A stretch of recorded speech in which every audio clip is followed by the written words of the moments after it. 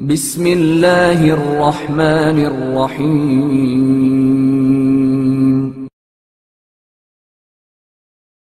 توسل اور توبہ۔ امام جعفر صادق علیہ السلام فرماتے ہیں کہ ایک مرتبہ میں مسجد الحرام میں مقام ابراہیم کے پاس بیٹھا ہوا تھا کہ ایک ایسا بوڑھا شخص آیا جس نے اپنی ساری عمر گناہوں میں بسر کی تھی۔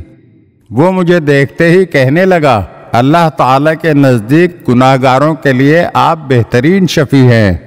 اور پھر اس نے خانہ کعبہ کا پردہ پکڑا اور درج ذیل مضمون کے اشعار پڑھے۔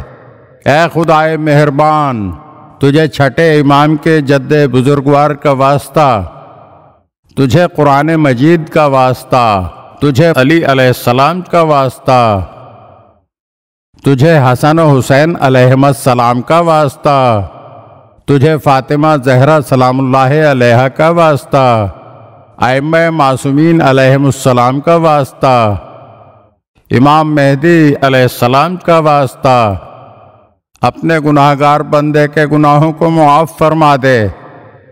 اسی وقت ہاتف غیبی کی آواز آئی، اے پیر مرد، اگرچہ تیرے گناہ عظیم ہیں لیکن ان ذوات مقدسہ کی عظمت کے طفیل جن کا تو نے واسطہ دیا ہے میں نے تجھے معاف کر دیا۔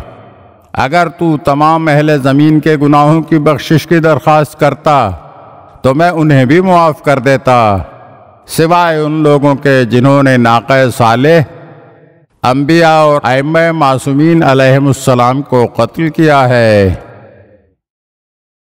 اگر آپ ہمارے چینل کی نئی ویڈیوز دیکھنا چاہتے ہیں تو ہمارے چینل کو سبسکرائب کریں اور گھنٹی کے بٹن کو دبائیے تاکہ ہر آنے والی ویڈیو آپ کو جلد موصول ہو سکے۔ اور ہاں، لائک اور شیئر ضرور کیجیے اور اپنے قیمتی کمنٹ سے ہمیں آگاہ کیجیے۔ شکریہ۔